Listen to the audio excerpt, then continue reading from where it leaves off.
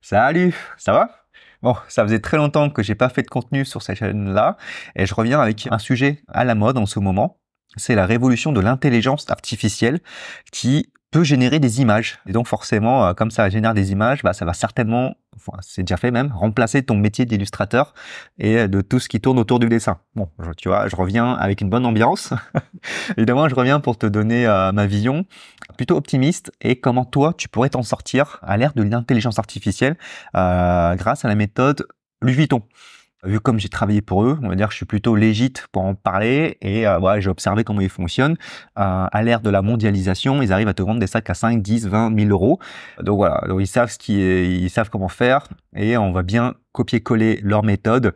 Même si tu vis déjà ton activité, je pense que même en comprenant ces concepts-là, tu vas te développer encore mieux.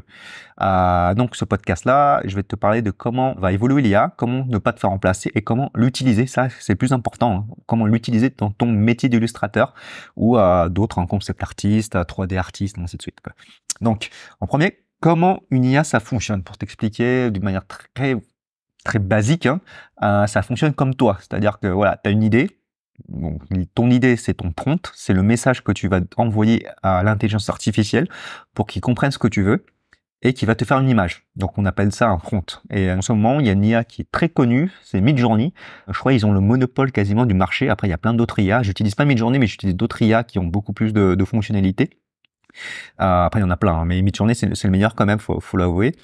Et en fait, comme tu écris un message, bon, tu écris ton idée, et en fait, à partir de ces mots-clés-là, il va chercher dans sa base de données qui a été dénichée sur des sites internet, sur Google et tout ça, des images, et il va les recoller ensemble. En gros, c'est comme basiquement un illustrateur de base fait comme processus. Sauf que là, une IA, ça le fait en 30 secondes et ça te propose 4 images, voire autant d'images que tu veux. Ça dépend juste de la puissance du serveur. En gros, ça fait ce que tu fais en 4 secondes. Évidemment, il y a plusieurs tests à faire, hein, énormément de tests. En gros, par exemple, moi, je te spoil d'avance, moi je l'utilise dans mon métier. Et pour trouver une bonne image, ça me prend environ 30 minutes. Donc, en fait, il y a beaucoup d'essais-erreurs au niveau du prompt, sur comment bien diriger le prompt. Et voilà, c'est super bien. Et je t'avoue que j'ai pris du temps aussi à m'y mettre hein, à ça, parce que c'était pas mon focus. J'étais sur un autre projet qui a pas fonctionné. Bon, c'est un peu hors sujet, mais voilà, ça a pas fonctionné. Et du coup, je me suis remis à faire des missions d'illustration. Et du coup, c'est un client qui est venu avec des idées qu'il a fait sur son Midjourney. Et du coup, j'ai vu, je fais, ah oui, putain, ça, c'est facile de communiquer avec l'intelligence artificielle maintenant parce que lui, en fait, il arrive à trouver ce qui lui plaît, il arrive à trouver ce qui est facile pour lui. Et du coup, la communication se fait très facilement avec le client. Et c'est génial, quoi. C'est génial. Et je me suis mis à l'intelligence artificielle et voilà, j'ai fait encore mieux que lui. Et enfin, je lui ai proposé plein de trucs. Mais bon, ça, je t'en dirai plus avec lui. Je suis désolé, hein, mais c'est la reprise du contenu. C'est un peu déstructuré. J'ai un plan en face de mes yeux, mais voilà, je prends mon temps et je développe vraiment bien les choses. C'est pour ça que je fais un podcast, comme ça tu peux l'écouter quand tu veux, comme quand tu dessines, quand tu pratiques. Voilà, dis-moi ce que t'en penses. Hein. J'espère que ça te pose pas de problème, parce que là, c'est un peu le désordre, c'est la reprise. Et voilà, là, je viens de parler de l'intelligence artificielle qui génère des images, mais tu as aussi ChatGPT qui permet de générer du texte. Et ça aussi, c'est très puissant. Je l'utilise dans une autre partie de mon activité, c'est en tant que marketeur. Et ça, c'est incroyable. C'est incroyable.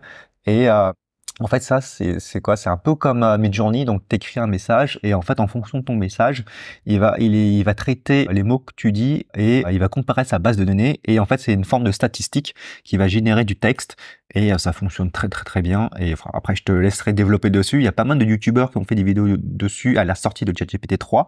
Moi, j'ai la version payante qui est incroyable. Ouais, ça fonctionne très bien. Ça fait gagner énormément de productivité. Et tu vois, depuis ses sorties et jusqu'à maintenant, ça a énormément évolué. Et enfin, si tu observes les évolutions technologiques, c'est souvent exponentiel. Et je suis sûr que déjà, ça remplace actuellement le métier d'illustrateur. Et je suis sûr et certain que ça va remplacer encore de plus en plus vite et encore d'autres métiers. Peut-être les architectes d'intérieur, ça remplace déjà. De toute façon, il y a même des outils comme ça qui font des applications très concrètes par métier même.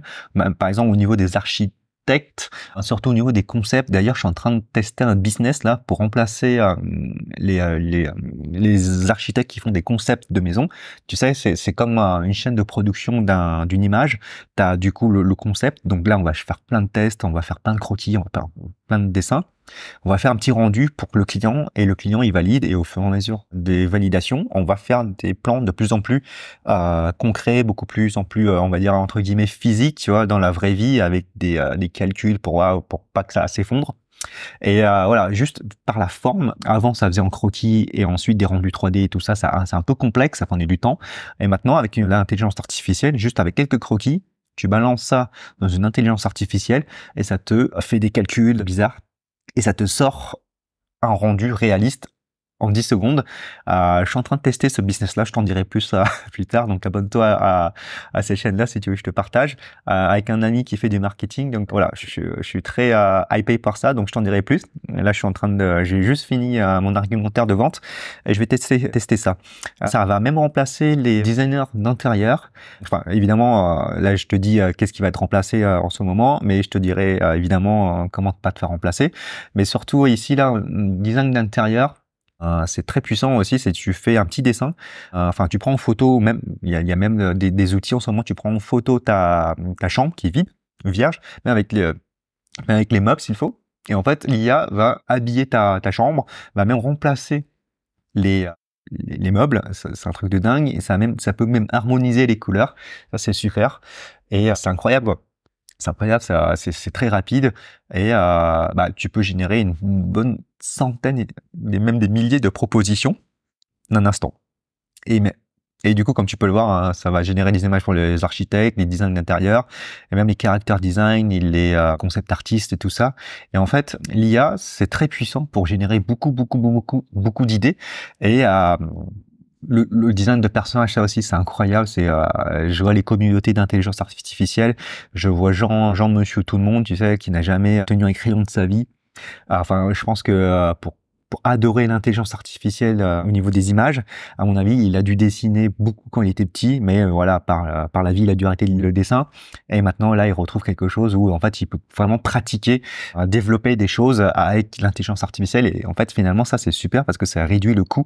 Souvent, tu sais, t'as des gens qui ont beaucoup d'idées, qui ont des histoires à raconter et tout ça, mais qui le font pas parce qu'ils se sortent des excuses du genre, je sais pas dessiner, donc voilà, moi, j'aimerais bien faire une BD, mais je sais pas dessiner.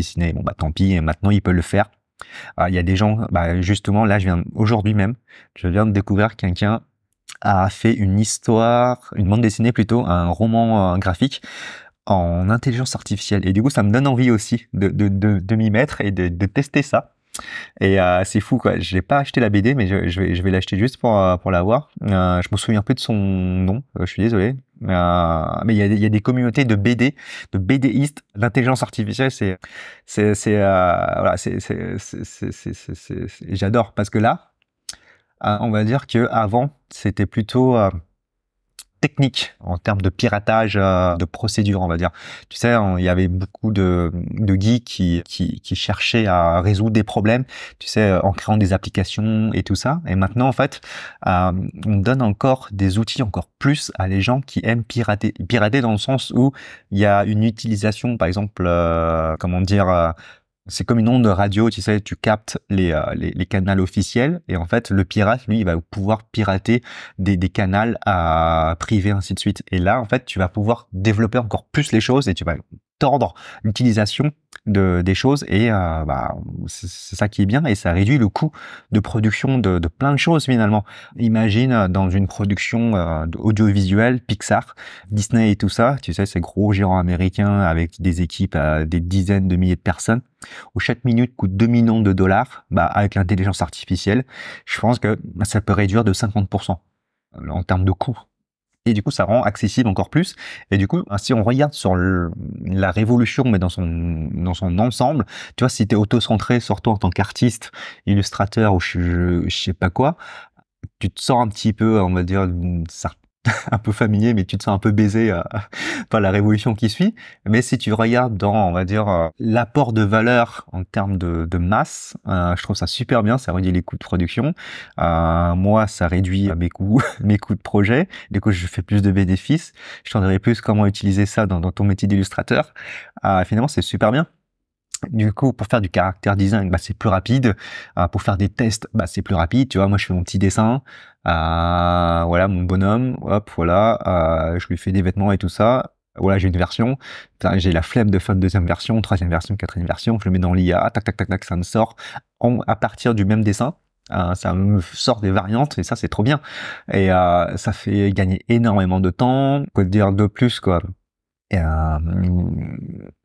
Côte d'Ivoire de plus, bah, c'est très accessible et tu devrais tester en fait. Faut pas avoir peur, faut tester, il faut même, je te dirais même de vraiment rentrer dans les détails, d'apprendre comment ça fonctionne pour pouvoir trouver des idées de comment l'exploiter.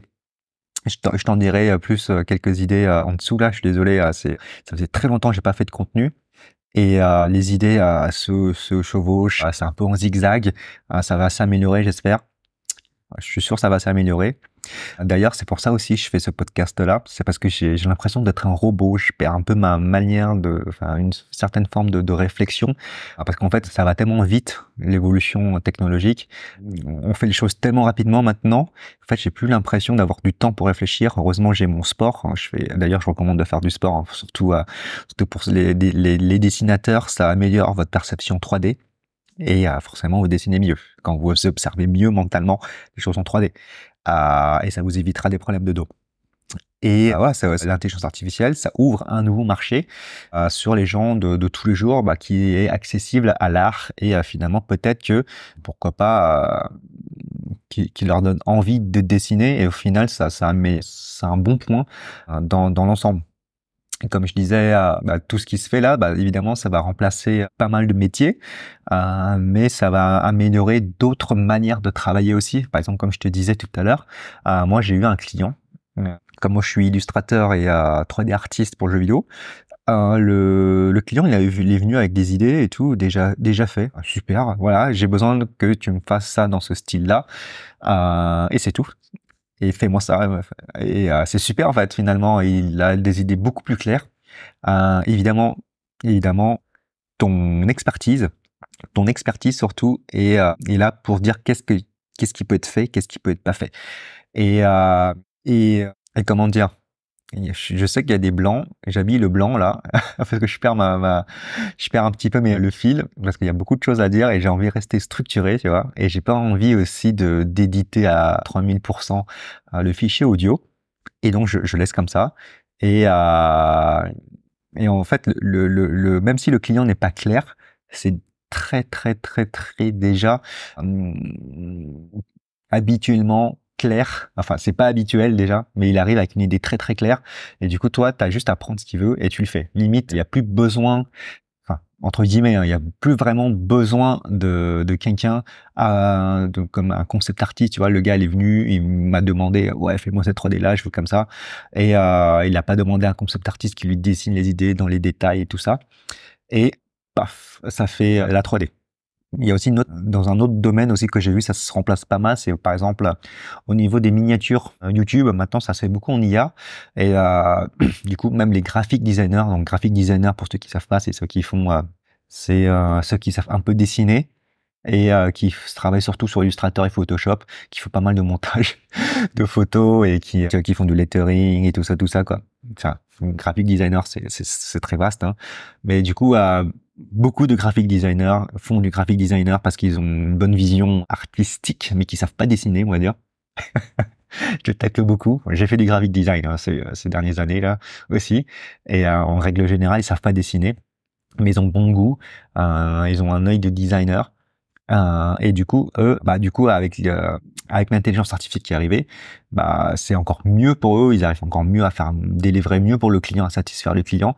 Souvent, par exemple, le graphic designer, il a une idée, ouais, bah, je veux une femme dans cette affiche-là, mais il sait pas dessiner la femme. Du coup, il passe ses journées sur les sites de stock de photos.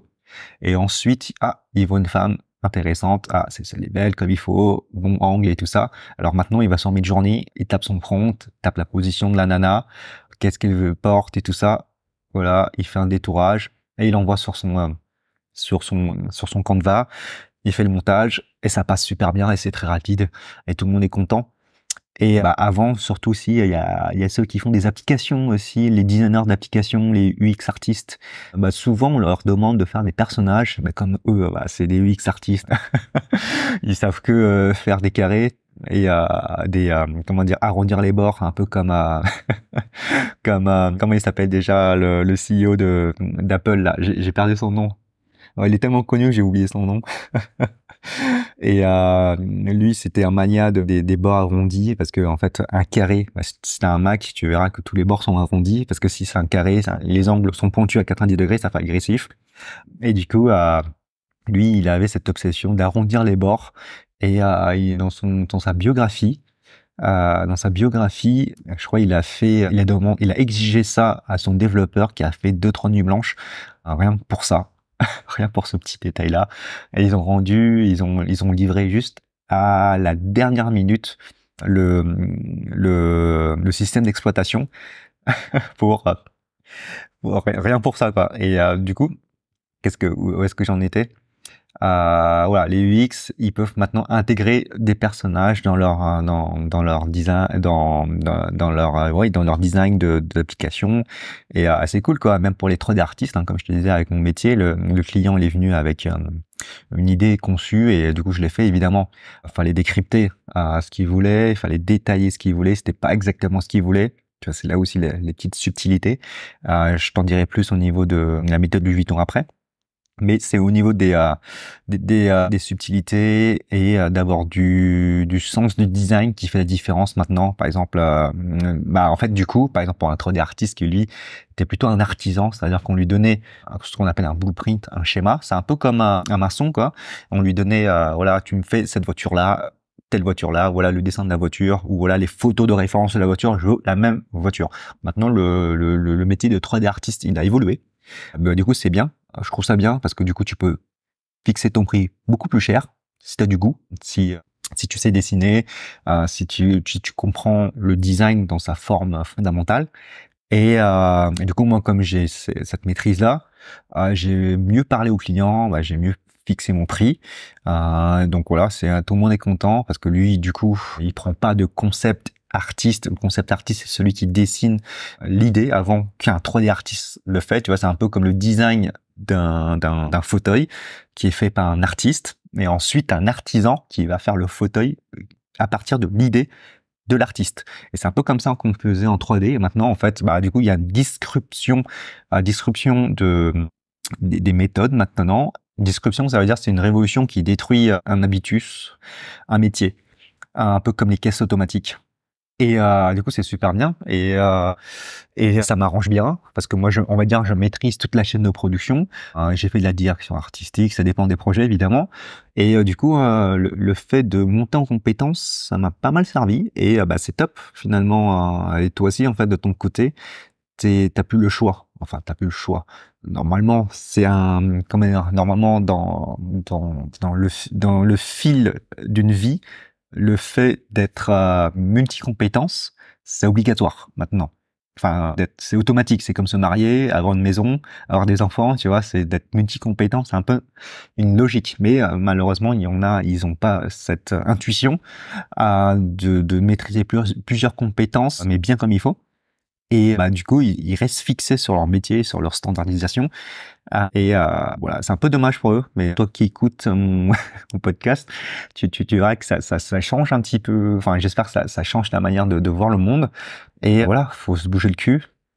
Faut apprendre des compétences qui servent. Et c'est pour ça que je vais t'en parler là. C'est comment pas te faire remplacer par l'IA maintenant. Maintenant, comme tu vois que voilà, c'est une évolution exponentielle et enfin là, ça a déjà remplacé pas mal de métiers. Je suis sûr que ça va continuer encore à remplacer. Mais moi, comme je t'ai dit, moi j'aime beaucoup ce qui se fait là. C'est trop bien et ça me permet d'arrêter de me fatiguer justement à apprendre, tu sais, à apprendre de la technique. Bah, c'est un peu chiant à force. Évidemment, moi, au fur et à mesure mesure, j'ai développé un plaisir pour ça, mais d'une autre manière, tu sais.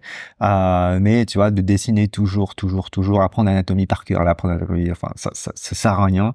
Je le dis clairement, ça sert à rien, et je l'ai toujours dit même avant l'existence de l'IA, tout simplement parce que il y a des photos de référence, et c'est mieux d'utiliser des références, hein, parce que souvent on dessine, mais on n'est pas sûr de ce qu'on dessine. C'est mieux de se dire je ne sais pas pour vérifier. C'est comme une information. Quand tu balances une information comme ça, quand on te demande des avis ou enfin, t'es pas vraiment sûr de la réponse, c'est vrai ou c'est pas vrai, c'est mieux de dire je sais pas.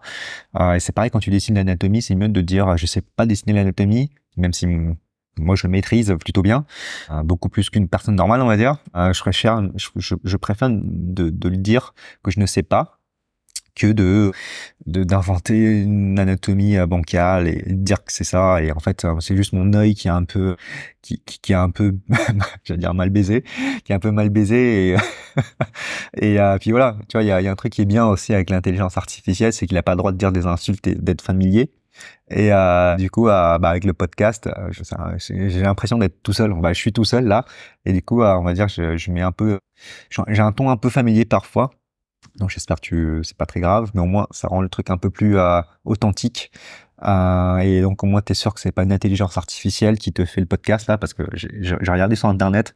Maintenant t'as des outils qui doublent la voix et ça fonctionne super bien. Il y a des chaînes qui montent à des millions d'abonnés, fait par l'IA sur le marché américain. C'est top. Et donc ouais, j'arrête comment ça s'appelle déjà, les dispersions, les digressions, c'est ça. Je suis au Vietnam. Ah oui, je sais pas si je t'ai dit, mais ça fait presque 1 an que je suis au Vietnam. J'ai mon activité en ligne, je peux voyager un petit peu partout. Et je me suis dit, bon, pourquoi pas rentrer au Vietnam? Il y a plus de Covid. On arrête de nous emmerder avec le pass, tout ça. En plus, c'est un pays communiste. Ils étaient vraiment très, très, très stricts sur le Covid ici. Et donc voilà. Donc du coup, je profitais. Ça fait 1 an que je suis, enfin quasiment 1 an que je suis au Vietnam. Je parle plus vietnamien, plus anglais que français. Et ouais, je perds un peu mon français. J'espère que tu m'en veux pas trop. Et d'ailleurs, si tu passes à Ho Chi Minh Ville, tu me dis, on pourrait se boire un café. Ici, ça se boit beaucoup, tout le temps les cafés. Et donc voilà, maintenant, j'ai fait un petit tunnel là. Mais voilà, comment ne pas te faire remplacer par l'IA? Déjà, c'est utiliser la méthode de Louis Vuitton. Vu que j'ai travaillé pour eux, en fait, chez Louis Vuitton, c'est des gens qui sont c'est des gens qui sont vraiment, vraiment visionnaires. Il y a un truc que j'aimerais partager, c'est un petit secret, mais je pense que j'ai le droit d'en parler parce qu'il n'y a rien qui a été signé. C'est que même les directeurs de projet, ils contactent des développeurs. Donc, du coup, les développeurs, c'est un ami à moi, avec leur salaire personnel pour développer des idées. Tu te rends compte de ça? C'est que chez Louis Vuitton, ils sont tellement bien payés que même à mon avis, c'est parce qu'ils sont bien payés qu'ils peuvent se permettre des développeurs pour développer des projets secrets pour Louis Vuitton, mais qui sont pas encore présentés pour Louis Vuitton. Et en fait, chez Louis Vuitton, je pense, ils ont une culture d'être en avance sur leur temps. Parce que quand j'ai travaillé avec eux, ils ont voulu standardiser la production de sacs à main en 3D customisables. C'est-à-dire qu'on faisait des sacs à main en 3D. Enfin, on reproduisait les sacs à main en 3D. Donc, tu vois, imagine passer 2 semaines sur un sac à main. Donc, en fait, on passait 5 ans. On passait quand même 70 heures par sac à main à les reproduire en 3D. Parfois, il fallait prendre beaucoup plus, 100 heures ou un truc. J'adorais ça, mais au bout d'un moment, j'en pouvais plus. Mais c'était très très très dur. C'était ça qui me faisait kiffer au départ. Et au fur et à mesure, c'était toujours les mêmes formes. Après, comme j'ai développé plusieurs activités freelance, je me suis dit bon j'arrête de travailler pour eux, je me barre et on va dire un peu plus libre. Et on a fait une visite, du coup j'ai fait une visite chez Louis Vuitton dans leur structure de modélisation à côté de l'hôtel de ville. Et ouais, en fait ils sont vraiment vraiment en avance sur leur temps et ils font pas mal de recherches et développement. Et je sais pas si tu peux voir sur leur site internet, ils font du print on demand sur leurs sacs. Et en fait, c'est des sacs que tu peux commander et en fait tu peux choisir où placer des autocollants. Du coup, les autocollants, ça leur coûte, on va dire, même pas 100 €, c'est juste un modèle et tu fais le contour pour l'imprimer, pour le coudre. Et ça permet pour 100 € de plus, ils te font un prix de marge à 1000-2000 € quoi. Et c'est fou, tu vois, ils se rentabilisent sur 5 ventes. Donc on va dire un sac, ça prend 2 semaines à faire. On va dire ça coûte 5-10 000 € de coût de production. Je parle de la 3D. Hein. 5-10 000 euros, et du coup, ils te le vendent le sac à 5 000 euros, tu vois, les marches de dingue qu'ils font. Et c'est là, il faut juste que tu comprennes, c'est que Louis Vuitton, c'est un positionnement de luxe. Et maintenant, toi aussi, tu dois avoir en tant qu'illustrateur un positionnement de luxe. Pas vraiment un positionnement de haut de gamme, on va dire technique, c'est-à-dire que tu dessines comme un malade, tu dessines comme un fou. Mais enfin, je te dirais oui et non, il y a il y a plus de subtilité que ça. Mais dans le dessin, surtout au niveau de l'illustration, faut pas que tu oublies un artiste, c'est pas un artiste visuel en quelque sorte, c'est plutôt quelqu'un qui véhicule une idée. Et c'est souvent l'idée, évidemment c'est encore vague, hein, l'idée d'une image, ça a plusieurs dérives, on va dire, enfin dérives, il y a plusieurs significations, voilà. Et ce qui fait que c'est comment toi tu dérives à partir des idées, comment tu formules tes idées pour faire des illustrations. Bah en fait, Louis Vuitton, bah c'est ça, ce qu'ils font, c'est eux, ils ont réussi à développer une marque sur plusieurs années, une marque bien perçue, et ils ont créé un univers, un caractère et une émotion. Et toi aussi, dans tes illustrations, dans tes dessins, sur ton compte Instagram, tu dois véhiculer une émotion. Et en fait, les gens vont venir parce que c'est toi maintenant. Et c'est comme tu deviens une marque en quelque sorte. Tu regardes les pages Instagram des gens. Enfin, il y a pas mal d'artistes qui sont connus parce qu'ils sont connus sur Instagram. Et ça, c'est clair et net. Mais après, t'es pas obligé d'être connu. Moi, je suis pas vraiment connu. Moi, je suis plutôt connu dans mon, on va dire, enfin, dans une niche spécifique. Et du coup, les gens me contactent juste pour faire des trucs spécifiques. Et tu as juste besoin d'être reconnu d'une manière spécifique dans une audience de personnes spécifiques qui ont besoin de tes compétences, de ton univers, de ton goût, de tes compétences. Du coup, c'est ça qui est important, c'est que maintenant, il faut avoir un goût spécifique. Qu'est-ce que ça veut dire, un goût spécifique? C'est-à-dire que il faut ce que les autres n'ont pas, en quelque sorte. Et tu donnes aussi une impression que une intelligence artificielle ne peut pas faire la même chose que toi. Et du coup, faut dessiner, faut faire pas mal de tests erreurs. Enfin, ça se trouve pas comme ça. Faut que tu comprennes vraiment. Après, je sais pas quel niveau tu as évidemment, mais souvent les débutants, ils ont l'impression que une bonne idée, ça se trouve, un style, ça se trouve. Évidemment, c'est pas du tout ça. C'est à force de faire les choses, de faire de la merde des milliers de fois que voilà, des milliers de fois, et après tu te rends compte que tu as fait un truc de fou. À mon avis, Van Gogh, qui était mal perçu, hein, à mon avis, il y en a pas mal des Van Gogh, mais qui n'ont pas fini Van Gogh. Tu vois, enfin, ils ont pas eu leur musée, et je pense qu'il y en a eu pas mal aussi. Et en fait, finalement, tes idées aussi. Et finalement, il y a peut-être que sur tes milliers de dessins, il y en a qu'un qui survit, il y en a qu'un qui a beaucoup de likes, et vu que tu as beaucoup de likes, tu vas continuer à faire la même chose, et en fait, tu vas, au fur et à mesure, développer un style précis qui touche une audience, qui touche des gens, et qui n'est pas, on va dire, reproductible par l'IA, même si même si c'est reproductible, c'est bien en fait.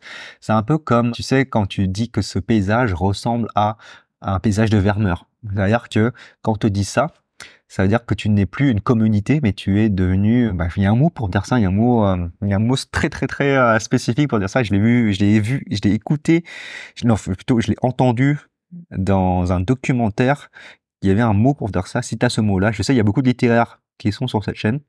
Et il y a un mot spécifique pour décrire ce petit procédé où, en fait, tu dis que, on dirait une lumière de Vermeer, une lumière de Rembrandt, voilà. Et en fait, quand on doit écrire je veux une illustration dans le style de je ne sais qui, enfin de cette personne-là, ça veut dire que t'as réussi ta carrière d'illustration, quoi.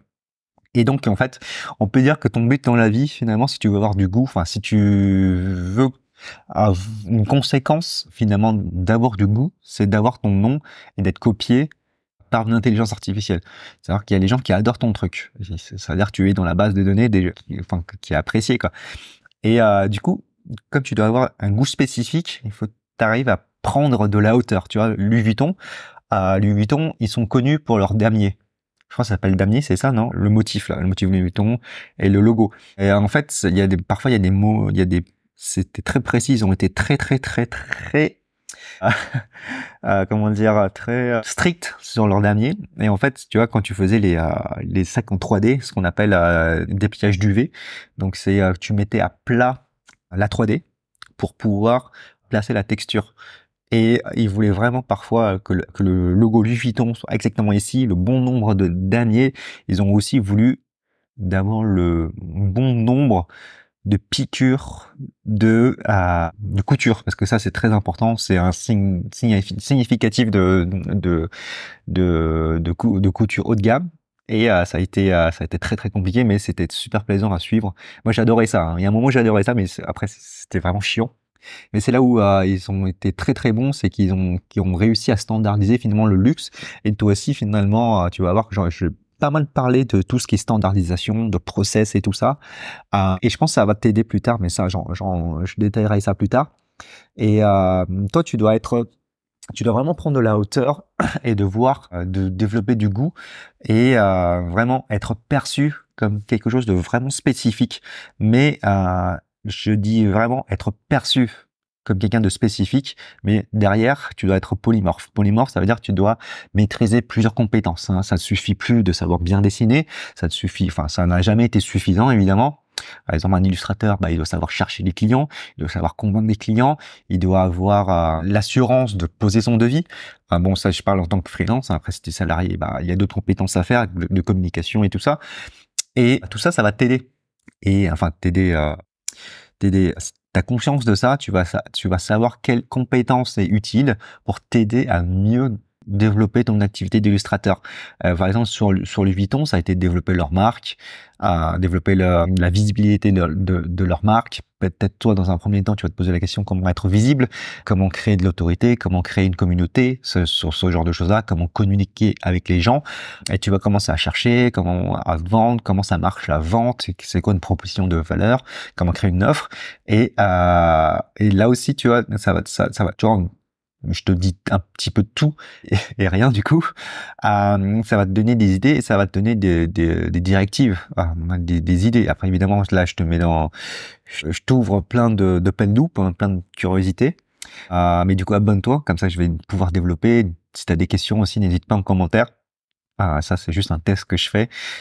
Et du coup, en fait, plus tu vas connaître de choses, connaître plutôt dans le sens de maîtrise, c'est-à-dire vraiment une compétence mieux que la moyenne, tu pourrais au fur et à mesure te qualifier comme directeur artistique. Vraiment, même si tu es juste un amateur, dis-toi que la direction artistique, c'est quelque chose qui est atteignable par tout le monde, mais il faut maîtriser plusieurs compétences. Moi, je suis arrivé en tant que directeur artistique parce que j'ai une nature profonde pour tout ce qui est système et organisation. Je l'ai découvert ça par hasard, parce que l'année dernière, je te raconte un petit peu mon histoire, il y a eu une hype des NFT, j'ai eu énormément de projets. Je travaillais pour une petite marque française, petite marque. C'est un lézard bleu, non, lézard vert plutôt. Un lézard vert, je peux pas dire plus, un lézard qui joue au tennis. J'ai signé un contrat de confidentialité sur le projet, mais je peux en parler comme ça, tu vois. C'est un lézard bleu qui joue au tennis, un lézard français bleu qui joue au tennis, c'est très connu à Roland-Garros. Et voilà, j'ai eu beaucoup de demandes. Je suis monté jusqu'à une équipe de 18 personnes. Et enfin, moi, je travaillais ça normal, tu vois, parce que je travaillais ça normal. Et moi, j'ai un coach qui me dit, putain, c'est fou ce que tu as réussi à faire en si peu de temps. Je crois que tu as une nature profonde pour la gestion d'équipe. Et peut-être je me suis jamais senti leader. Au final, il m'a dit, ouais, je pense que tu as une nature profonde pour être un leader. Enfin, leader, moi, je me vois plutôt comme un gestionnaire, comme un gestionnaire asiatique, tu vois, euh, qui gère sa communauté. Et du coup, en fait, je suis arrivé comme ça, normal, tu vois, sans dire que je peux pas, tu vois, j'ai même pas réfléchi un seul instant que j'ai pas pu le faire.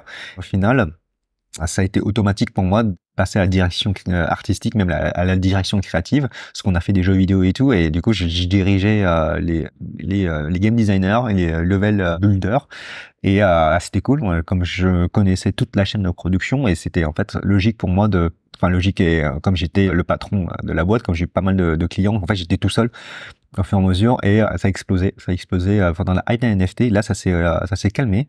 Je préfère être seul finalement. Tu vois, il y a la capacité de pouvoir gérer des choses, d'être directeur artistique et tout ça, mais finalement, je me retrouve à avoir moins de projets, et finalement, je me sens beaucoup plus tranquille, moins de stress en étant seul, travaillant seul, et même si je gagne moins bien, c'est beaucoup mieux finalement, mais ça m'a beaucoup appris, tu vois, d'apprendre la direction artistique. Et c'est ça, en fait, en apprenant la direction artistique, qui me sauve finalement de l'intelligence artificielle. C'est-à-dire que en comprenant comment ça fonctionne un style, quels sont les composants d'un style. D'ailleurs, j'ai fait une vidéo sur ça, c'est trouver son style. C'est l'une des vidéos qui a le mieux marché de la chaîne. En plus, je suis content. Au moins, ça sert à quelque chose. Mais tu vois, c'est vraiment quelque chose de rechercher le style, même chez les artistes eux-mêmes, tu vois. Mais en fait, ce qui est con, c'est les gens, ils comprennent pas qu'un style aussi, il y a un code du style. Et du coup, si tu comprends les paramètres de différents styles, enfin les paramètres les codes de différents styles, bah tu peux assembler les styles, comprendre ce que tu veux faire et finalement d'être directeur artistique et voilà, ici voilà, je veux que ça soit comme ça comme ça comme ça, ici je veux que ça soit comme ça comme ça et hop, voilà, c'est la direction artistique et la direction artistique ça rajoute aussi une couche de gestion de projet, gestion des gens. Donc toi tu as ce style-là, t'es bon pour faire ça, ta ta ta ta ta ta ta ta ta ta.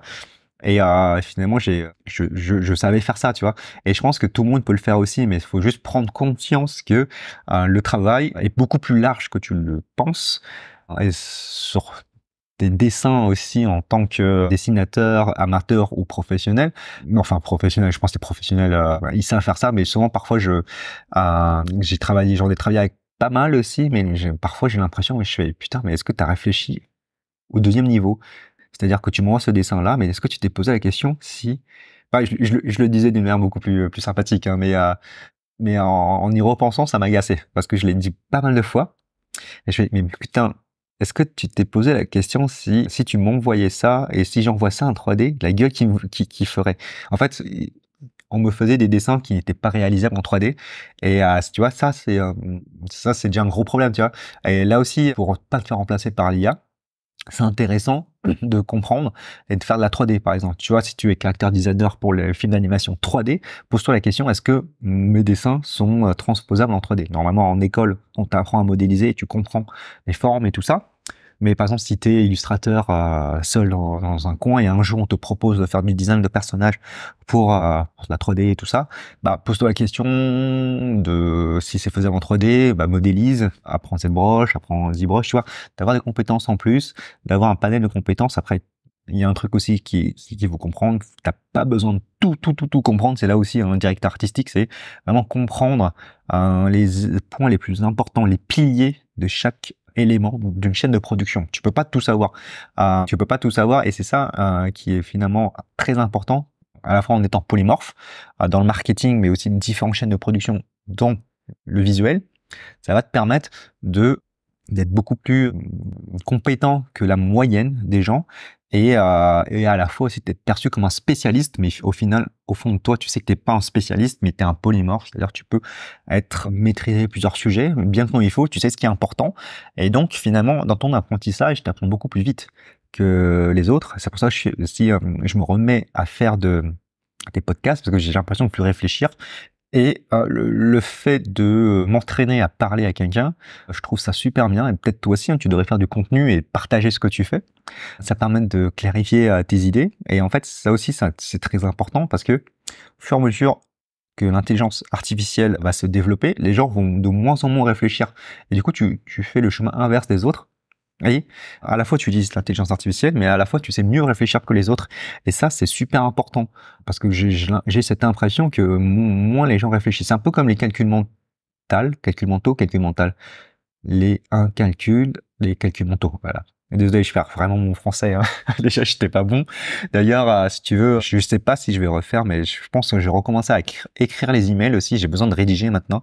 Mais bon, là, la rédaction d'emails, ça sera peut-être fait en intelligence artificielle ou corriger en intelligence artificielle. Parce qu'avant, je suis dyslexique, hein. Je pense que si tu lis les emails, tu as dû le remarquer. Je suis dyslexique.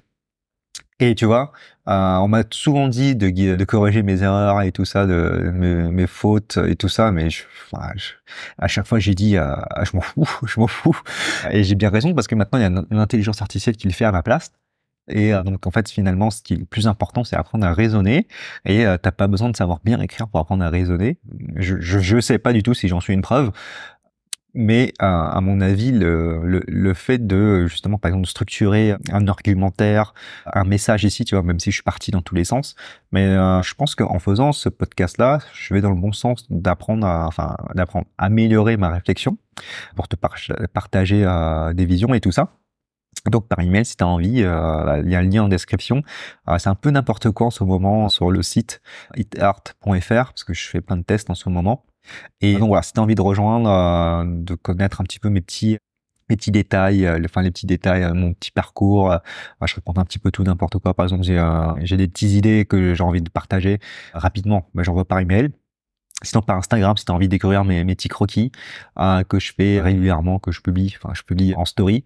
Donc voilà, abonne-toi. Et en fait, ce qui est bien, c'est du coup il y a un truc qui est intéressant à faire, c'est si tu veux pas te faire battre par l'IA, c'est de faire des croquis tous les jours. Enfin, tous les jours entre guillemets, le plus régulièrement possible. On va dire en termes de dessin, et j'en fais au moins un par jour, enfin un croquis par jour sur la semaine. Parfois j'en fais 3-4 dans la même journée, donc donc j'en fais au moins un par jour. Et en fait, le fait de faire des croquis tous les jours, d'observation, hein, tu t'en fous du sujet, n'importe quoi, ça t'apprend à observer ce qui est autour de toi. Du coup, c'est pour ça que j'aime bien être au Vietnam en ce moment, c'est parce qu'à chaque fois j'ai un nouvel environnement et du coup j'ai à chaque fois des trucs à dessiner. Par exemple, dessine ta chaise, ta télé, tes vêtements, tout ce qui tourne autour de toi, tes pieds, ton orteil, tes genoux et tout ça. Et en fait, ça va t'apprendre déjà à faire des erreurs. Tu vas beaucoup faire d'erreurs. Tu vas mieux accepter tes erreurs. Et du coup, comme tu dessines, t'es limité par le temps aussi. Parce que moi, j'aime pas passer plus de 10 minutes sur un dessin. Ça dépend des dessins, évidemment. Si tu dessines un environnement complet, évidemment, ça va prendre 1 heure. Et du coup, en fait, au fur et à mesure, tu vas développer à chaque fois. Tu vas réitérer. J'aime bien le mot réitérer. Ta manière de dessiner, ton observation, tu vas rendre de plus en plus ça graphique. Et finalement, c'est ça qui est plus important et c'est ça que je déplore vraiment dans l'enseignement du dessin, c'est le manque d'accent sur le graphisme. Qu'est-ce que ça veut dire le graphisme? C'est-à-dire, par exemple, quand tu dessines d'observation un corps humain, quand tu vas dessiner les ombres, l'enseignement classique va te dire de dessiner comme tu vois. Ouais, super, merci l'artiste. Hein. Moi, je me rappelle encore du prof du dessin d'observation. Je lui demandais, mais monsieur, comment on dessine les buissons? Parce que moi, je comprenais pas. Je vois quoi? Je crois que c'était au jardin du Luxembourg oui, c'est ça, le jardin du Luxembourg. Je vois un cube et je vois plein de détails et tout, et je lui pose la question, mais monsieur, comment on fait pour dessiner un boisson? Il me dit, comment on fait pour dessiner ce buisson? Il y a trop de détails, comment je fais? Je vais pas passer toute ma journée à dessiner un buisson, parce que je dois dessiner tout l'environnement, et on doit rester là que 2 heures. Après, il me fait, Kyung, assis-toi là, et regarde le buisson, et dessine-le. C'est tout. Et tu vois, je comprends pas c'est ça. Tu vois, s'il m'aurait dit, regarde ce buisson, réfléchis, simplifie-le, rends ça graphique, rends ça esthétique, ça va pas ressembler à un buisson, mais on aura l'impression que c'est un buisson. Et en fait, s'il m'aurait dit ça, j'aurais mieux compris, je pense. Et je sais pas si toi tu comprends. Mais en fait, le but c'est pas de dessiner ce que tu vois finalement. Le but c'est dessiner ce que l'autre pourrait percevoir comme ce que tu as observé, dans le sens où t'as pas besoin de copier-coller à ce que tu vois, t'as pas besoin de dessiner dans les tout petits détails, tu peux réduire les détails, tu peux redesigner la forme. Par exemple, le dessin d'observation, tu regarderas, hein, c'est jamais pareil, on va dire, t'as jamais le temps, on va dire, t'as jamais dessiné le temps, dessiné feuille par feuille. Tu peux aussi contrôler les valeurs, simplifier tes valeurs. Par exemple, tu t'observes un buisson, tu le dessines dans 3 valeurs. Et voilà, tu vois, le fait que te mettre des contraintes, ça va simplifier les choses. Et ça va développer ta créativité, ça va développer ta perception de l'image. Et donc, plus t'expérimentes ça, tu vois, je parle même pas d'entraînement, mais je parle vraiment d'expérimentation. Parce que si on parle d'entraînement, on va dire que un entraînement, on va dire que tu progresses au fur et à mesure que tu dessines, mais là c'est différent, c'est de l'expérimentation. C'est-à-dire que tu vas peut-être pas forcément progresser en termes techniques, mais à force d'expérimenter, tu sais ce qui marche, ce qui marche pas. Au final, on va dire c'est un entraînement aussi, mais tu progresses. Mais je trouve que c'est beaucoup plus spécifique en disant faire des expériences. Et au fur et à mesure, tu sais qu'est-ce qu'une image ne marche pas. Et au fur et à mesure, à force de t'entraîner et d'expérimenter, bon là on réunit tout, tu sauras mieux ce que c'est l'harmonie d'image. Aussi à force d'observer et tout ça, parce qu'on parle souvent de composition et tout ça, blablabla, composition, règles des tierces et tout ça, c'est vrai aussi, c'est bien utile, mais comment dire, t'accès à ça par la pratique des choses et en faisant beaucoup d'essais-erreurs. Et tu vois, moi je dessine beaucoup d'observations, mais je dessine des plans en entier. C'est sur mon Instagram si tu as envie de voir. Et au fur et à mesure, je me rends compte que ouais, en fait, finalement, si je fais ça un aplat comme ça, un aplat comme ça, un aplat telle valeur et tout ça, ça fonctionne beaucoup mieux. Et au fur et à mesure, ça développe ton harmonie. Et là, c'est là où tu bats en quelque sorte l'intelligence artificielle. C'est que l'intelligence artificielle, il n'a pas de compréhension de l'harmonie visuelle. Lui, ce qu'il fait, c'est qu'il pioche déjà dans les images existantes et il te fait une image. Et donc forcément, c'est là où c'est intéressant, c'est que voilà, tu pioches ce qui est fait et ce que tu aimes bien, et tu reproduis plusieurs fois, tu fais beaucoup de tests. Juste pour te dire, en termes de dessin, je suis content 1 sur 20 quand même. Dans la semaine, j'ai très peu de dessins qui sont contents et du coup sur Instagram, je montre même pas 10% de mes dessins, tu vois. Et même je montre même des choses moches pour m'habituer à montrer les choses moches, tu vois. Pour que les gens n'aient pas l'habitude, parce qu'en fait sinon tu mets trop de pression, sur tes dessins et du coup tu dessines seulement pour Instagram et ouais, c'est débile quoi. Et prendre une habitude à dessiner. Moi j'ai toujours un petit sac, une petite sacoche, j'appelle ça la petite sacoche du dealer, parce que au Vietnam je suis habillé comme un dealer en France avec une chemise, c'est ça la différence. Ma petite sacoche avec mon petit carnet de croquis, comment ça s'appelle déjà, deux stylos à plumes Lamy, qui sont très bien. Je recommande les stylos à plumes Lamy. Et avec un petit carnet de croquis, et voilà, à chaque fois je me pose, je prends un petit café, je dessine les gens, soit je dessine les plantes, soit je dessine une moto, parce qu'ici il y a que ça comme des motos. Donc voilà, fais tout et n'importe quoi, dessine tout et n'importe quoi. Et il y a un truc qui est bien aussi, c'est j'aime bien dessiner d'observation, mais avec une narration à l'intérieur. C'est que tu sais, il y a des gens qui discutent. Ça, c'est bien aussi. Déjà, ça t'entraîne à dessiner les proportions. J'y arrive toujours pas. C'est-à-dire que je dessine une personne. Quand je dessine d'autres, elle a la tête trop grosse.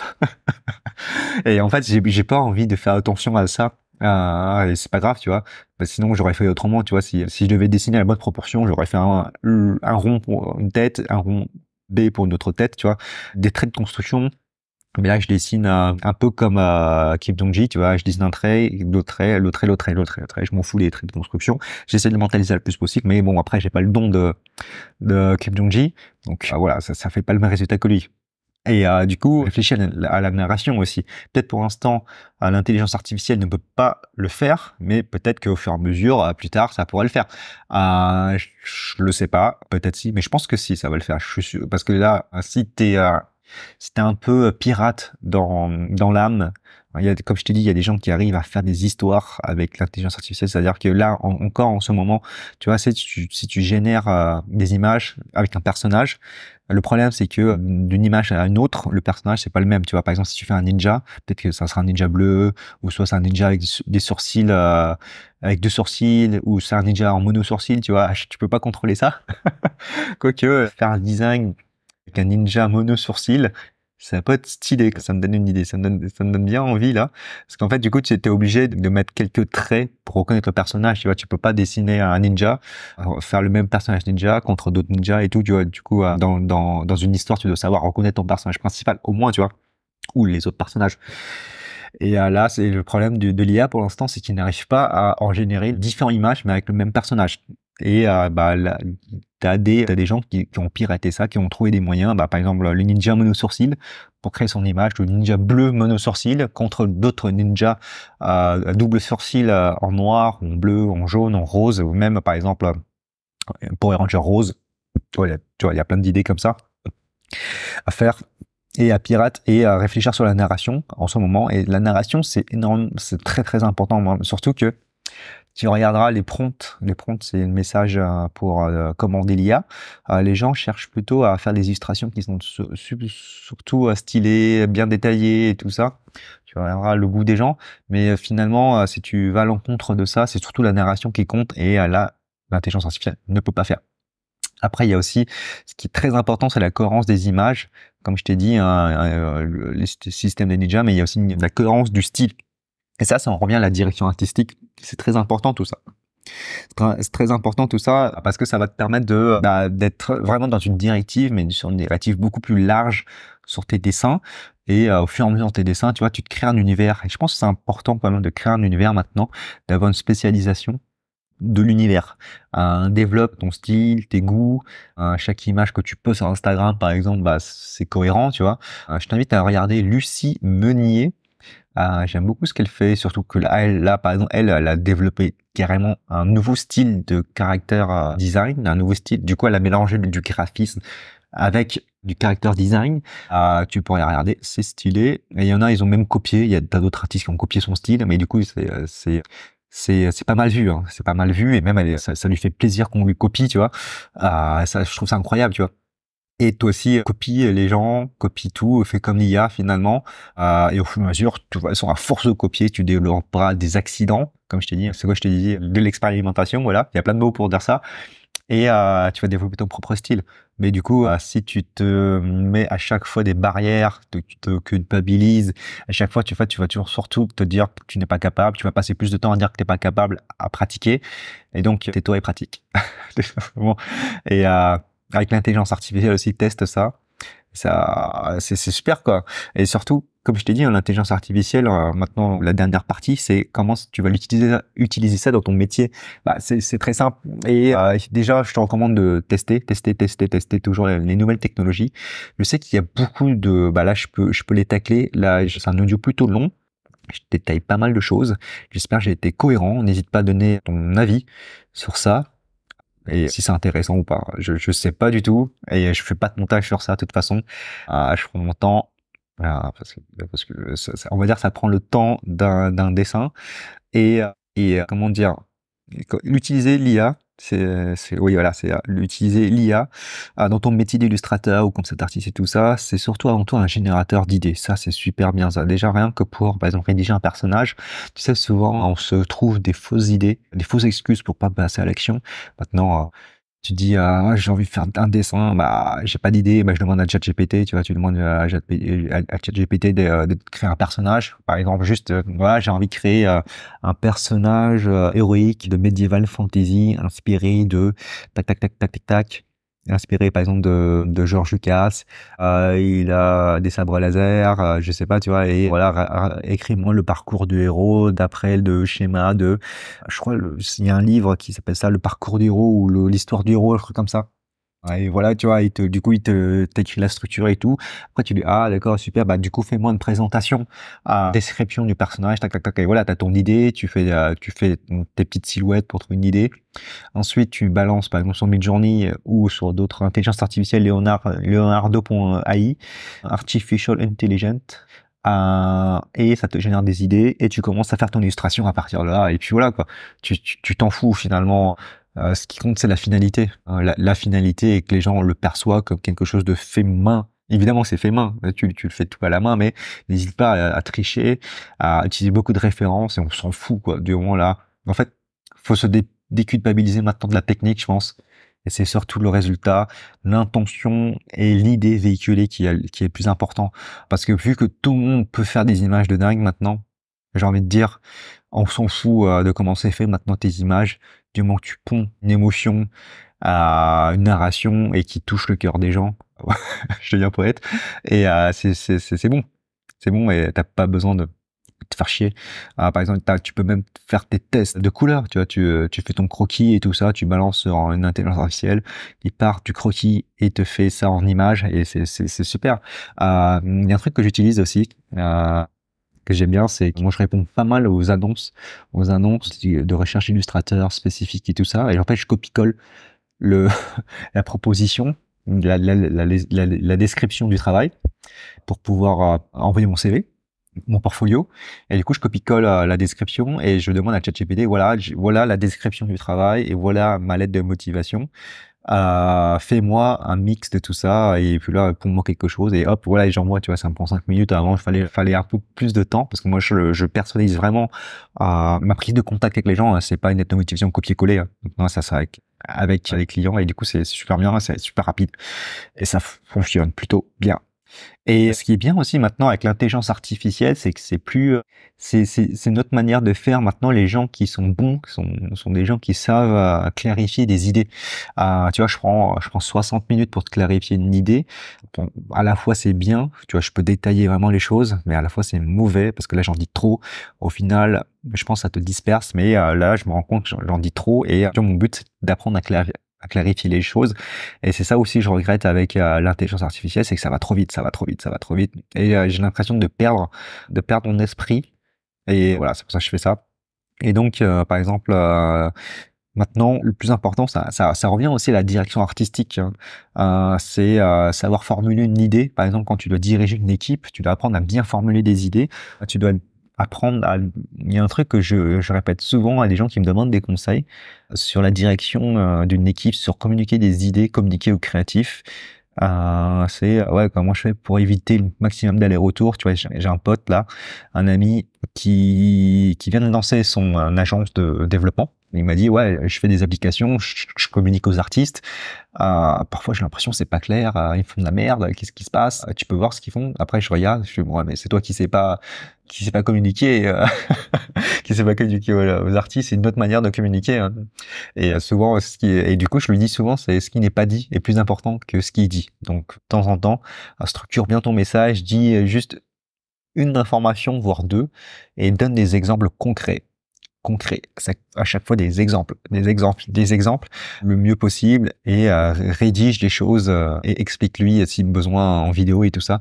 Et ça devrait mieux se passer. Et oui, ça se passe mieux. Mais du coup, oui, le fait de savoir formuler, par exemple, souvent, par exemple, je donne un exemple beaucoup plus simple hein, sur ChatGPT, par exemple. ChatGPT, moi, cas concret, par exemple, l'écriture du blog d'ailleurs, j'écris le blog là, hitart.fr avec l'intelligence artificielle. Je sais pas ce que ça va donner. Je fais un test. C'est pas du contenu pour des dessinateurs, entre guillemets, c'est plus du contenu pour être référencé sur Google. Je fais juste un test. Du coup, je préviens. Je préviens. Du coup, parfois, ça part dans tous les sens. Comme c'est généré un petit peu semi-automatique, on va dire, c'est pas moi qui fais la direction éditoriale. Et par exemple, quand tu dis, par exemple, tu vois, par exemple, apprendre à dessiner.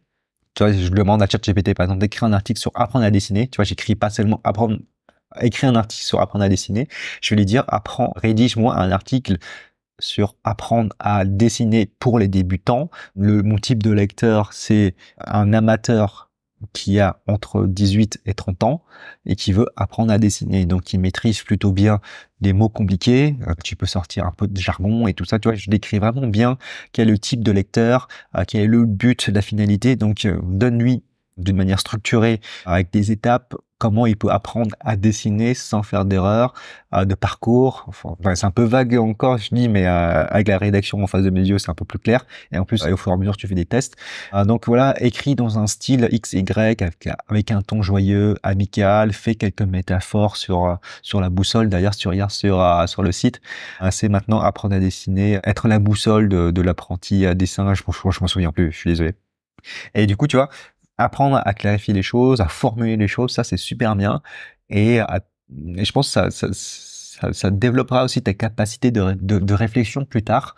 Et bah, c'est super parce que je sais que les artistes, je suis désolé, je suis désolé, je suis à la fois désolé et je l'ai vécu, donc je peux sortir l'excuse de je l'ai vécu, donc je suis pas désolé. Ça se dit, mais quand j'ai enseigné, quand j'ai échangé avec des artistes, en fait, le problème, c'est qu'ils sont pas très clairs, ils sont vraiment, vraiment vagues dans leurs idées. Et surtout que nous, on est vraiment des créatifs. On est des créatifs, on pense à tout et n'importe quoi. On peut développer un sujet jusqu'à passer 1 heure, tu vois, sur un truc. Enfin, surtout, moi, je suis un geek. En plus, heureusement, je suis pas une meuf, on va dire. Sinon, j'aurais parti dans les sensations, les émotions et tout ça, tu vois. Là, je pense que j'ai été plutôt, enfin, j'ai fourni avec des anecdotes, mais tu vois, nous, on est des créatifs, on part dans tous les sens, on a du mal à clarifier les choses, on a du mal à se concentrer. Et je sais pas si tu vis ça, mais moi c'est ce que je le vis. C'est pour ça que je finis jamais mes choses, tu vois. Mais ça, on va dire, c'est pas très grave. J'ai travaillé pour et la chambre se finit en bordel. Chez toi c'est le bordel. T'as plein d'outils, de médiums et tout. Et ça c'est un gros problème pour les créatifs. Et donc c'est encore pire avec l'intelligence artificielle, encore pire avec Instagram. J'en peux plus d'Instagram finalement. Ça me fait vraiment chier d'avoir des amis sur Instagram parce que il faut que je communique avec eux. Ils m'envoient des messages, du coup il faut que je réponde. Le problème c'est que tu sais, t'as les reels de 10 secondes. Ça me fait chier parce que je suis accroché par ça et j'ai l'impression de perdre mon cerveau à regarder des trucs comme ça. En plus je fais du sport et du coup je fais pas mal de sport. Je regarde pas mal de mouvements.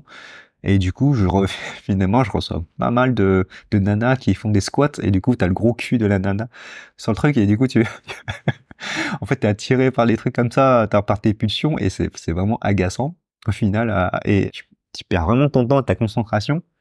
Et du coup, je suis putain, mais merde, je perds ma concentration, je peux pas désinstaller Instagram parce que j'ai des amis dessus, qu'est-ce que je fais? Et du coup, ouais, il y a mais j'ai développé plein de trucs maintenant. Par exemple, quand je travaille, je mets mon téléphone dans une autre chambre. Bon, là, je peux pas je peux pas, on va dire que là, j'ai qu'une chambre, on va dire, je suis dans un hôtel. Je suis dans le district 7. D'ailleurs, c'est super cool. Si tu viens à Sagon, viens au district 7. District 7, 7e arrondissement. Je fais du franglais ici aussi, parfois par erreur. C'est marrant aussi d'entendre les Français parler et parfois ils finissent leurs mots avec le français, tu vois. Bon, j'ai pas d'exemple, mais ouais, c'est marrant. Tu vois, je fais encore d'aparté, faut vraiment que j'apprenne à me focus. Mais au moins ça rend humain, je pense, parce que tu vois, c'est comme si on se parlait face à face.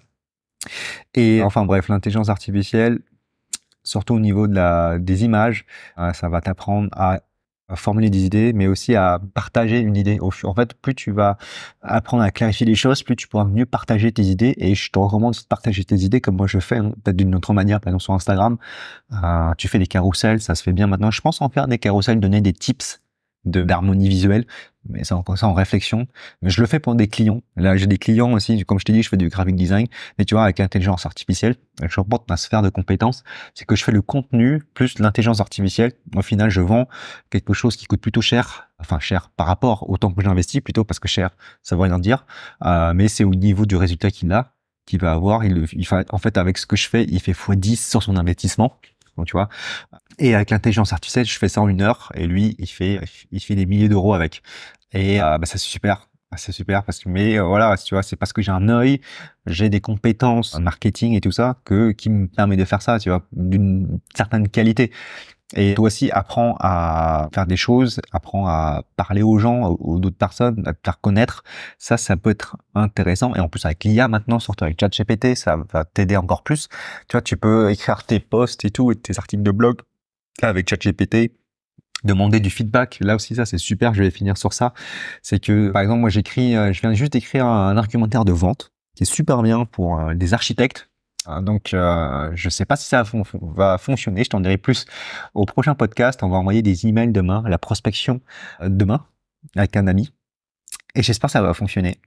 Et c'est pour ça aussi, tu vois, quand je te parle de ça, je te parle plus de business finalement. C'est que j'ai plus envie de parler de comment apprendre à dessiner, mais plutôt sur des fondations, des directives de fondations. Et à mon avis, c'est beaucoup plus intéressant parce que on va dire que les formations de dessin, savoir dessiner et tout ça, c'est toujours les mêmes méthodes. Enfin, c'est pas, je veux dire, c'est toujours les mêmes fondamentaux que je répète. Et il y a plusieurs manières d'apprendre.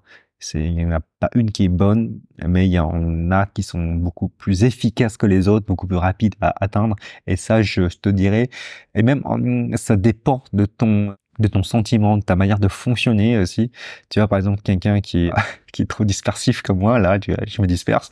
Je vais éviter d'aller sur la peinture hyper réaliste parce que je vais être déstructuré, je vais me perdre. Du coup, j'ai créé ma propre manière de fonctionner en copiant des artistes qui sont plutôt connus avec un style plutôt structuré dans la manière de faire. J'ai copié et finalement, je me démerde beaucoup mieux maintenant. Et on s'en dirait plus tard. Mais voilà, au moins, avec l'intelligence artificielle, ça va t'apprendre à avoir du feedback sur ce que tu fais. Bon, du coup, j'ai fait un article, un message de vente, j'ai copié-collé dans le chat GPT. Je lui ai demandé, ouais, bah, traite-moi les objections de cette page de vente. Il me les a listées. Je lui ai dit, donne-moi encore, tu vois. C'est un peu de l'algorithme aléatoire. Et du coup, à force, tu trouves des choses. Et en fait, c'est super bien. Et ça, comme je t'ai dit, hein, ça crée même des variantes sur ton image. Ça te fait des feedbacks ça te montre tes possibilités que tu n'aurais pas pu imaginer. Et du coup, ça sort un petit peu, on va dire, c'est comme si c'est comme si tu te fais un pote dans un autre pays, d'une autre culture, ça t'ouvre encore plus tes horizons. Et ça, c'est super bien. Après, c'est à double tranchant. Comme on est des créatifs, ça va encore plus nous disperser. Et il faut avoir confiance qu'on est facilement dispersif pour pouvoir se recentrer. Et c'est comme ça qu'on s'améliore, je pense. C'est en connaissant c'est en connaissant nos défauts, on cherche à améliorer et aussi en faire des points forts, évidemment. Comme j'ai un côté créatif, je suis très bon au début à piloter le projet, mais je suis très mauvais vers la fin. Et vers la fin, en fait, généralement, j'avais un project manager qui m'aidait pour faire ça sur l'année dernière là. C'est lui qui me disait, ouais, t'as oublié ça, t'as oublié ça, t'as oublié ça. En fait, je le payais juste pour dire ce que j'ai oublié. Et c'était bien, tu vois. C'était bien et parce que en fait, je faisais tellement de choses que j'oubliais des choses et parfois il y avait des choses qui étaient compliquées que je voulais pas voir et bah qui me rappelaient. Et à mon avis, je pense que avec l'intelligence artificielle, dans quelques années, ça va se faire ça. Ça c'est bien. Bah du coup, le project manager, il va plus me coûter un bras, il va me coûter juste 10 euros, 20 euros, 30 euros. Tu vois, ça aussi c'est bien et de te dire que plus ça progresse, plus les choses en termes de prix vont diminuer, plus ça va rendre accessible les choses et en fait, ton tu as de moins d'excuses à ne pas les utiliser dans ta manière de travailler. Et voilà, il y a des gens qui passent trop de temps sur ça, il y a des gens qui passent pas assez de temps et pas du tout. Et en fait, les gens qui passent pas assez de temps devraient s'y intéresser à l'intelligence artificielle, et les gens qui s'intéressent trop à l'intelligence artificielle, qui sont trop geeks, devraient moins s'en passer. Et en fait, il faut trouver le bon équilibre. Et c'est ça, en fait, je pense qu'il faut toujours chercher à réfléchir, c'est quel est l'équilibre. Est-ce que non, pour toi, hein, tu vois, c'est très très spécifique, tu vois. Tu vois, on parle de l'intelligence artificielle, et maintenant là, tu vois, je parle de toi en tant que personne, en tant qu'individu, avec tes spécificités, ta simplicité, non, simplicité. Comment on dit déjà ta singularité, putain, ta singularité. Et comment tu fais pour développer ça en tant qu'artiste et développer ça en tant que style, univers visuel, et utiliser l'IA dans ta manière de faire pour faire des essais d'erreurs à partir des croquis, comparer, et tout ça, et ça te donne encore plus de possibilités de créer qu'avant, en fait, finalement, au fur et à mesure. Ouais, en fait, moi, ça a décuplé ma créativité, l'intelligence artificielle. J'adore ça, et même, je m'amuse même, en fait, parfois, moi, tu vois, par exemple, le jeu vidéo, j'ai toujours aimé les jeux vidéo, mais ce qui me plaisait le plus, c'était de créer. Et je pense qu'au fur et à mesure, avec l'intelligence artificielle, ça va me permettre de créer des jeux vidéo au lieu de perdre mon temps à faire de personnages, tac, tac, tac, tac, de rentrer dans les détails. Je fais mon prompt, j'organise ça, tac, tac, tac, tac, faire mon jeu avec un générateur d'intelligence artificielle qui m'écrit automatiquement le code et tout ça, il fait ce que je veux. Et en fait, le futur, c'est vraiment être un orchestre de ces outils-là, comme si tu orchestrais des personnes. Et je pense que c'est ça où ça va y aller. Et si tu as une bonne vision d'orchestre, tu vas avoir une autorité, comme Louis Vuitton, finalement, à proposer du luxe dans ta manière de faire. Et au fur et à mesure, je pense que les gens veulent du luxe aussi, hein. Il y a les gens qui veulent des commodités, qui maintenant sont de l'intelligence artificielle. Tu as des gens qui veulent du luxe, qui seront certainement peut-être toi, des choses faites main, des choses réfléchies, des choses qui sont bien fignolées, parce que même une commodité, on va dire, le client, il arrive devant ChatGPT ou Midjourney pour générer son image, il saurait pas formuler, on va dire, il saurait pas formuler son idée. Tu vois, même s'il va te dire, ah ouais, je veux un chevalier en armure brillant en or, et en générer des centaines, et en trouver un qui va lui plaire. Mais finalement, si toi t'arrives et tu lui dis, ouais, tac, tac, tac, dans tes styles, tu vas lui conseiller le style, tu vas conseiller aussi comment standardiser ce style-là, comment en faire ce chevalier qui rentre dans cet univers-là, ainsi de suite, tu vois, pour vraiment faire une histoire, oui, tout ça, tu vois, ça demande vraiment de prendre de la hauteur sur tes compétences, et de pas t'arrêter à apprendre à dessiner, mais à t'intéresser aussi design, à la narration, à plein de choses finalement qui sont nécessaires, mais je pense qu'on te le dit jamais. Et mais que toi aussi naturellement t'y penses, mais t'es bloqué par le dessin. Donc voilà, j'espère que ça t'aura plu comme podcast, et je pense que je vais continuer à en faire. Et mon idée, c'est de faire des podcasts de plus en plus courts et de moins en moins tunneleux, comme ça a été fait ici. Mais bon, c'est un test, tu vois, je me fais pas chier. Enfin, avec tout le respect que j'ai pour toi, il faut créer d'abord, il faut créer, et on améliore après, tu vois. J'espère que tu comprends la démarche. J'espère que toi aussi tu peux suivre cette démarche-là, tu vois. J'ai donné de la valeur, mais c'est pas structuré, c'est un peu d'une certaine manière impoli, mais tu t'en fous, tu vois, tu t'en fous, et c'est pas grave. Même si t'étais juste là, à mon avis, ça t'aurait fait plaisir. Donc lâche un petit commentaire pour me donner du feedback. Je peux pas demander à l'intelligence artificielle de me donner un retour sur le podcast, s'il est intéressant ou pas, parce que c'est pas un humain. Et j'espère que j'ai été humain dans ce podcast-là. Et moi, je te dis, comment on dit déjà, à très vite, et abonne-toi à la chaîne si t'es pas abonné. Et salut depuis le Vietnam. Ciao, ciao.